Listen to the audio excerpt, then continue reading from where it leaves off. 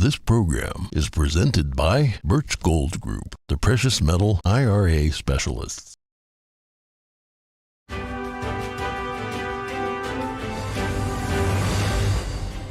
Good morning. In today's headlines, retaliation strikes carried out in Syria.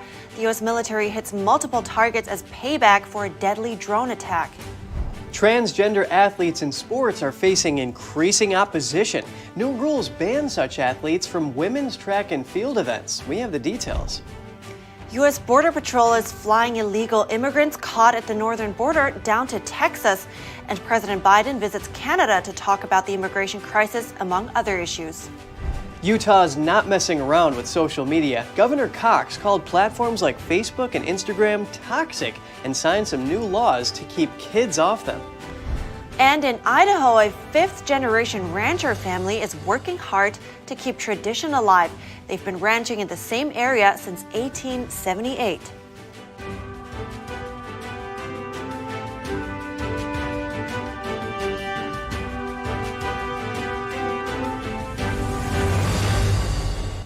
Good morning. Welcome to NTD. I'm Kevin Hogan. Good morning. I'm Evelyn Lee. Happy Friday, everybody. It's March 4th, and it's the day after the big hearing. Yes, lawmakers pressed the new TikTok CEO yesterday, resulting in some heated exchanges.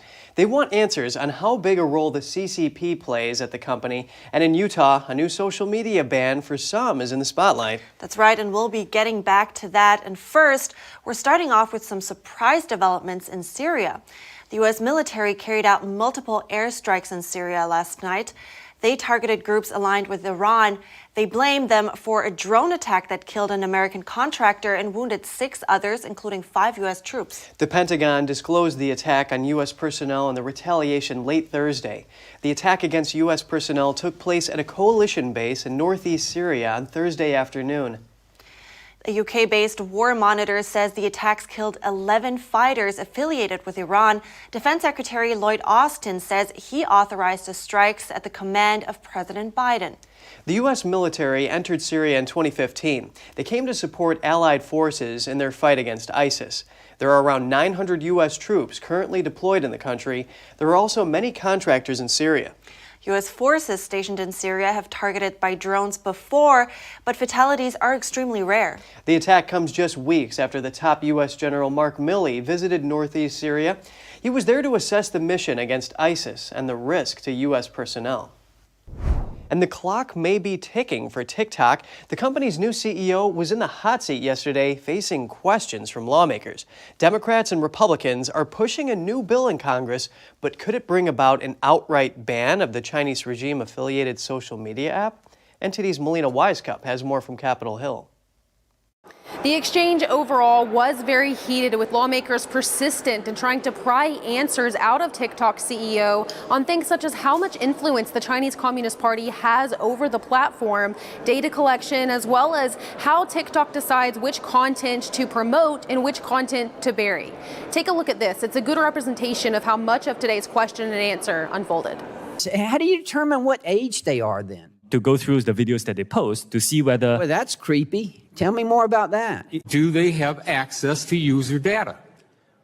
After Project Texas is done, the answer is no. Chu repeatedly pointed to Project Texas. That's TikTok's plan to store user data on American soil. This is a way they're trying to say that they're distancing themselves from the CCP, but lawmakers are not buying it. I followed up with members after today's hearing, asking if they believe that TikTok is independent of the Chinese regime. We heard unity from Republicans and Democrats alike. Here's a look.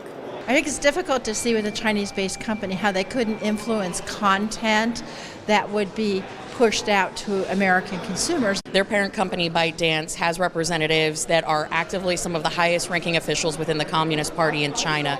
And we know this is a very popular app, especially among young people. What is your message to Americans who are using this app and may not be aware of the threat that it poses? I've heard repeatedly that people say, listen, I don't care if they have my data, but it's so much more than just their personal data.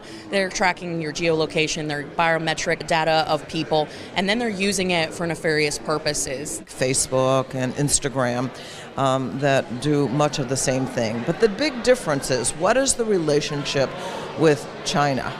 And the White House shares this sentiment. National Security spokesperson John Kirby telling NTD's White House correspondent Iris Tao that the president's concerns over TikTok remain.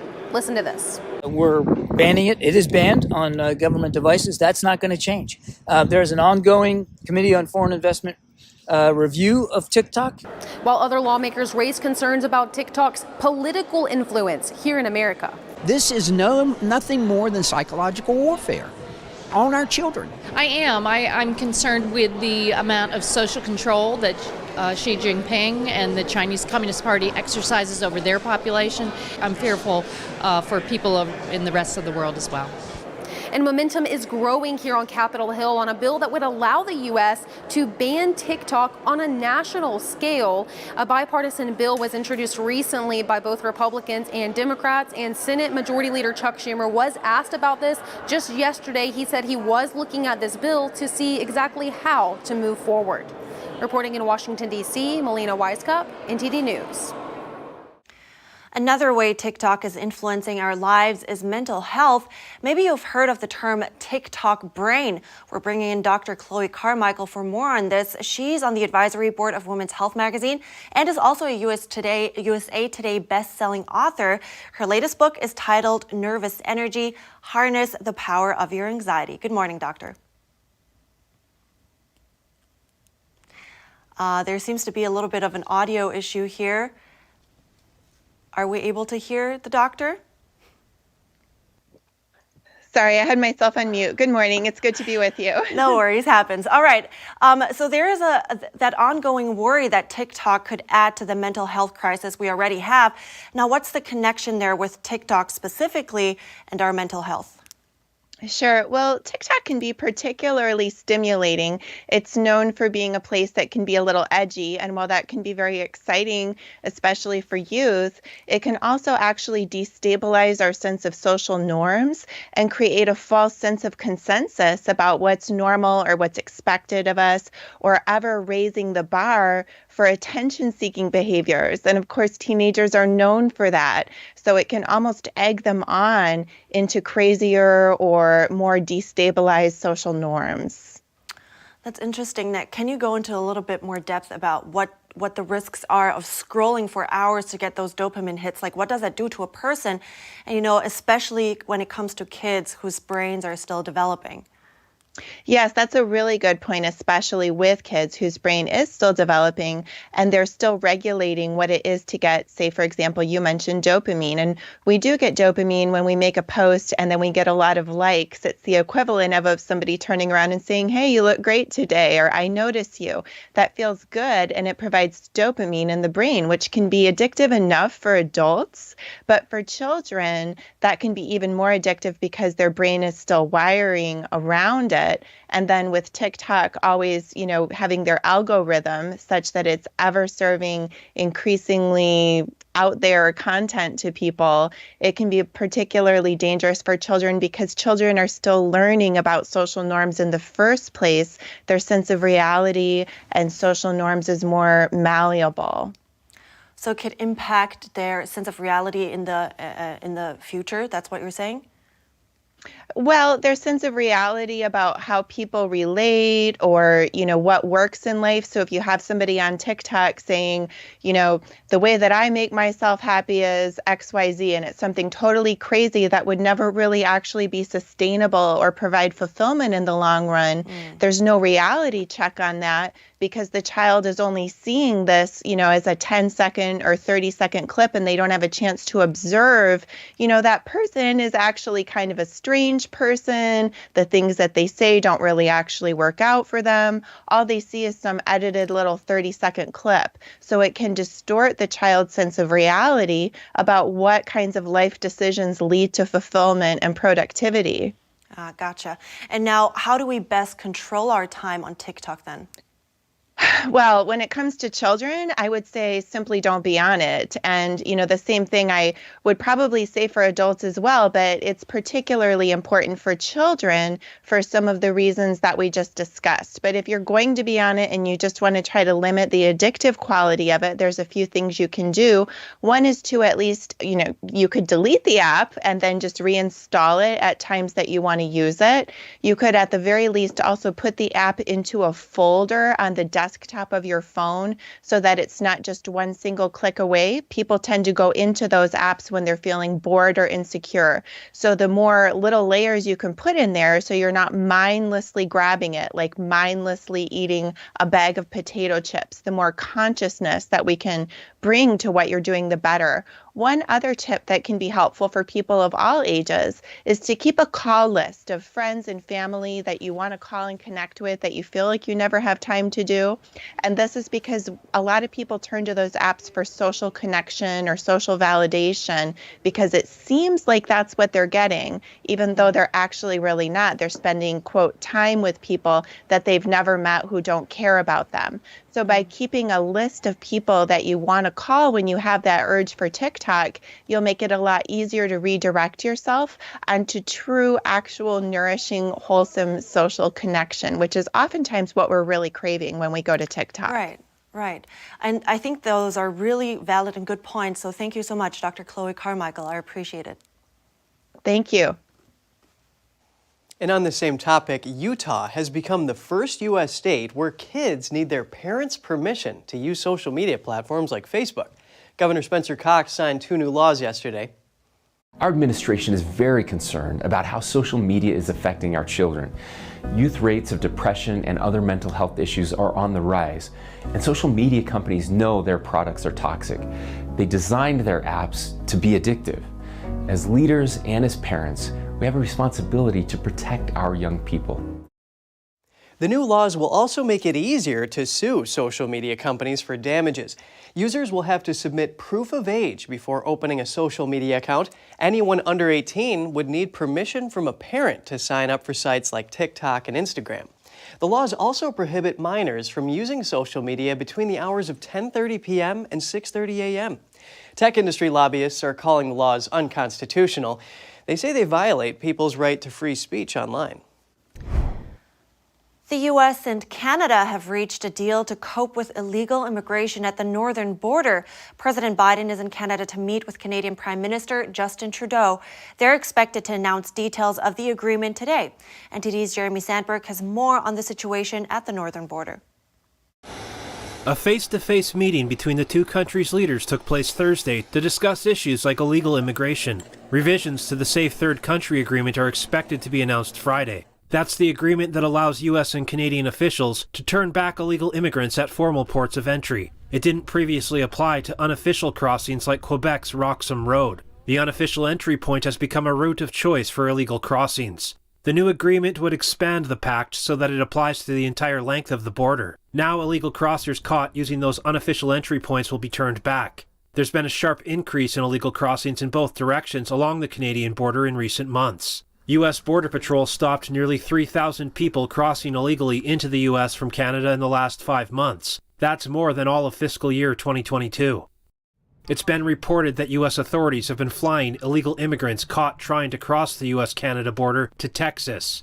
U.S. Border Patrol has quietly transported around 100 illegal immigrants this month on 2 charter flights from Plattsburgh, New York, near the border with Canada, to the cities of Harlingen and El Paso. But the southern border is already overwhelmed with a record-high spike of illegal entries.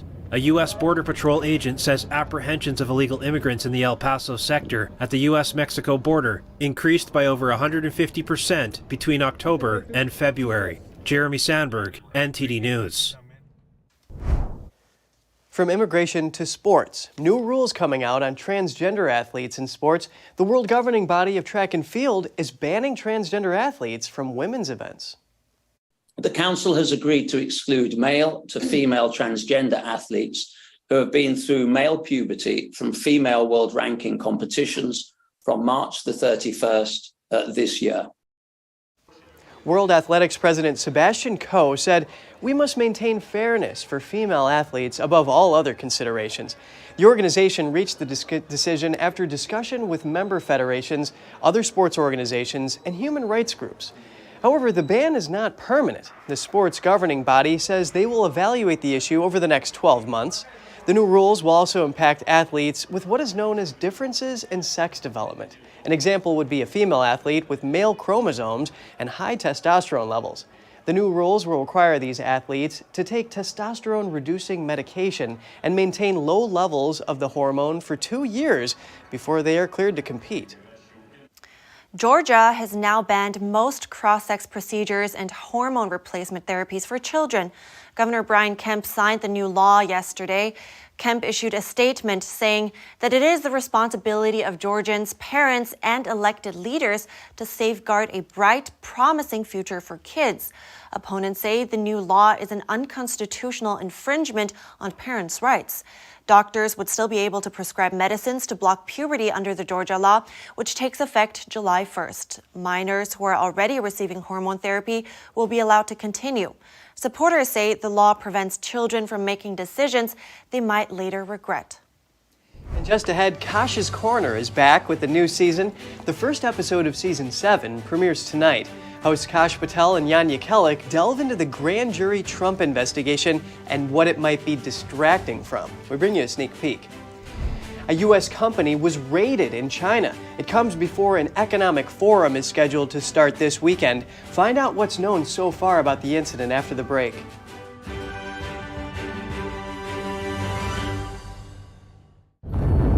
I was vaccinated because I'm a carer.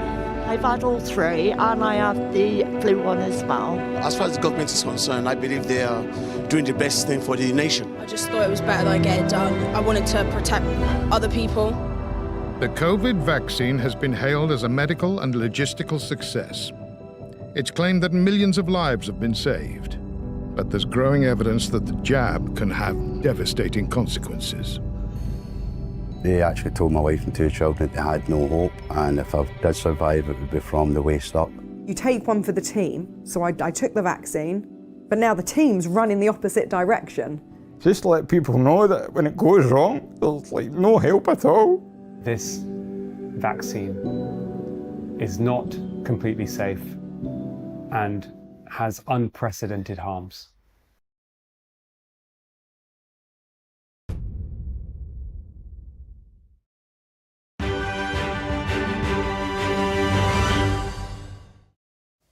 Good to have you back with us. A federal appeals court has upheld the blocking of President Biden's executive order on the COVID-19 vaccine. The order required all federal employees to be vaccinated against the illness. The ruling reversed a Fifth Circuit panel decision that had upheld the vaccination requirement. The decision maintains the status quo for federal employees. It upholds a preliminary injunction that blocked the vaccine mandate. Biden issued his executive order in September 2021. It forced nearly 4 million federal employees or contractors to get the vaccine. If they didn't, they faced discipline or firing. Exemptions were made for religious or medical reasons. And now moving on to the Manhattan grand jury's investigation into former President Trump, questions are swirling over how close the jury is to concluding and if they will even be bringing an indictment against Trump. Kash, Patel, and Jan Jekielek sit down to talk about the case on Kash's Corner. The first episode of Season 7 premieres tonight. Here's a sneak peek from the upcoming show. This grand jury has now heard from Michael Cohen, a convicted federal felon, whose bias and animosity for the target of this investigation is well known, versus Costello, this career prosecutor, former federal prosecutor, now private attorney with an established record, no criminal history, representing some of the most high-profile clients in New York State criminal history, comes out and says, swinging, literally says, the things that defeat any potential prosecution in my mind. Michael Cohen said, and I'm summarizing, he did this on his own, did this payment on his own. He did not notify President Trump about it, and he did it quietly to keep things quiet. And Costello provided documentation and emails to back that up, that he I'm guessing, took as a lawyer in live time notes with his client and other matters. What was shocking to me was not just that bit of testimony that completely contradicts what Michael Cohen has said, but that he held up a ream of paperwork that he said he gave to federal prosecutors and that he gave to this grand jury, and that Alvin Bragg only used some 6 pages of hundreds of pages of documentation. Now, let's be clear. As a prosecutor, you are allowed to select your evidence, but as a prosecutor, you're not allowed to withhold evidence of innocence or something that might be damaging to your case to the grand jury you're presenting to. And that's essentially what Costello said. He said, why have you, the grand jury, not seen all of this information that I've testified about? I have it recorded. It's here for you to hold and read. That to me is a pretty, if it proves out that that's what actually happened, is an abuse of prosecutorial powers. And Alvin Bragg has now put himself in the crosshairs, though I don't think anyone's actually going to investigate him because it's New York, about prosecutorial misconduct. If you have information about a potential charge and you withhold it from the grand jury, that is illegal. Some people think that this whole thing was actually a distraction from bigger things, which some of which we're going to talk about later. Yeah. Exactly. Now, I don't want to spoil too much, but they also delve into the developing relationships between China, Iran, Saudi Arabia, and Russia. I believe they might also be talking about the declassified Russiagate files that are still in limbo. You can watch the full episode tonight at Epic TV. It premieres at 8 p.m. Eastern Time. And we're going over to yet another train derailment, but this one has people scratching their heads. 5 freight train cars mysteriously derailed in Ayer, Massachusetts while they were parked. There were no hazardous materials being hauled and no reported injuries. For an unknown cause, the 2 double-stack containers on one of the trains toppled over, and it seems to have ended up pulling 4 others over. Environmentally, there's no issues. There is a waterway next to this where the containers are at, but we put booms in as a precaution, but there's no leaking contents out of the containers. From what I understand, it doesn't sound like anyone was hurt or injured, which is great news. But it is concerning. Ayer is a significant train junction, and it makes you wonder what the protocols are for safety and the condition of the rails themselves. Authorities say the freight cars toppled over at about 11:30 a.m. Thursday. They were carrying sealed containers of trash and recycling material. CSX Transportation is investigating the cause of the accident and said the cars derailed on a line jointly owned with Norfolk Southern. The Ayer Fire Department chief said it may take a day or 2 to get things back to normal. And Chinese authorities raided a U.S. company in Beijing this week. The corporate due diligence firm Mintz Group announced yesterday that 5 of its staff were detained during the raid. Mintz Group says it will cooperate with Chinese authorities to come to a resolution. According to its website, the company specializes in background checking, fact gathering, and internal investigations, and has only 1 office in mainland China. Mintz Group expressed that the safety and well-being of its employees in China is at the forefront. News of the raid emerged as Beijing gears up for its 3-day China Development Forum. That starts tomorrow. The event will host executives and representatives from multiple international organizations. Neither the Chinese Foreign Ministry nor Beijing's Public Security Bureau responded to an immediate request for comment. And coming up, a 5th-generation rancher family is working to keep tradition alive. They've been at it for over 140 years. We have that story after the break.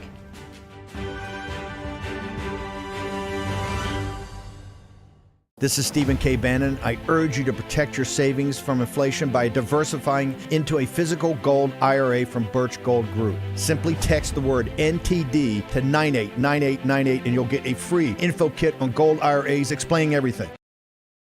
Communism is evil. Oh, come on. Listen, if you're as tired of the censorship as I am, I've actually got good news for you.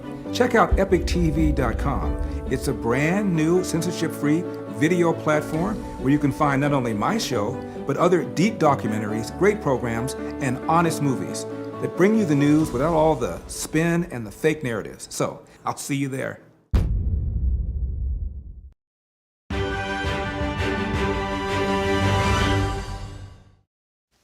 Welcome back. In Idaho, a fifth-generation rancher family is working hard to carry on the practice in the traditional way. The family has been ranching in the area since 1878.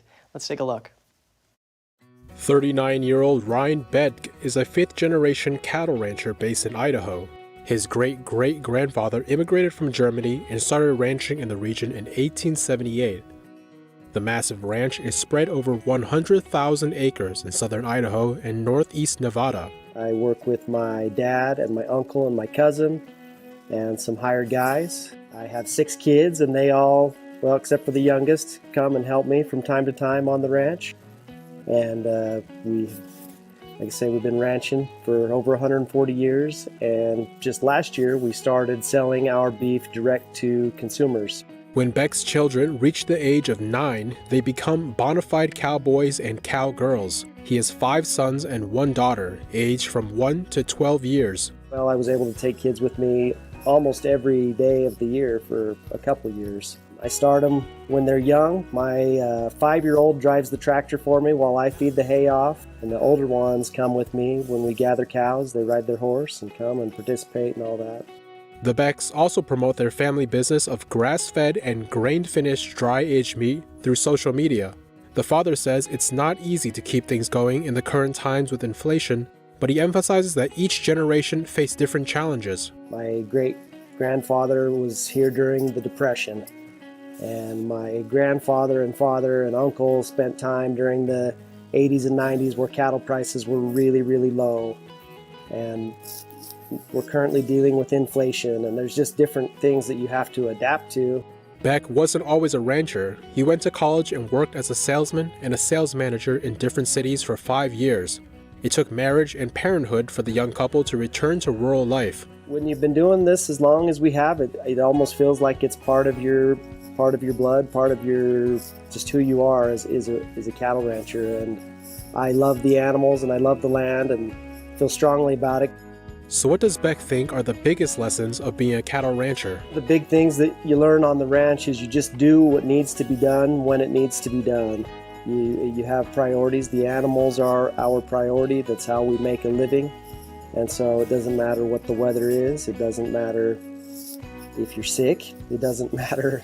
Beck says that his forefathers shared a collective intent to keep the property intact rather than splitting it up, and his family has decided to pass the ranch on intact to 1 child. Yeah, you gotta do what you gotta do, huh? Taking care of all those living beings, those lives on the ranch, it's a ton of responsibility. Yeah, and a ton of work, too. Are you up for it? You got the big, broad shoulders for that job? Maybe if I've been there for 1 or 2 months, I'll grow into it. Yeah. Well, if you want to learn more about what life is like for the Bedkas and their family business, you can check out their website at hatbrandbeef.com. Bedka says people want to learn more about where their food comes from, and he thinks that it's a great time to step in and be open about the whole process. And I think I'd agree with him. All right, that's it from us this week. You can always write us at goodmorning@ntd.com. Thanks for watching. Have a great weekend. I'm Evelyn Lee. And I'm Kevin Hogan.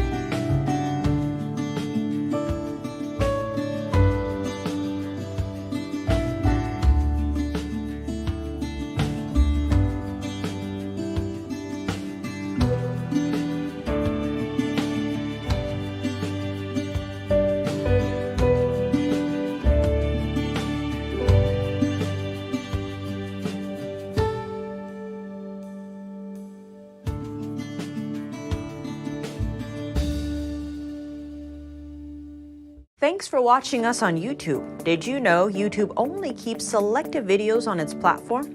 So if you want to make sure you get the full picture, just subscribe to our newsletter. Go to newsletter.ntd.com and sign up. It's free.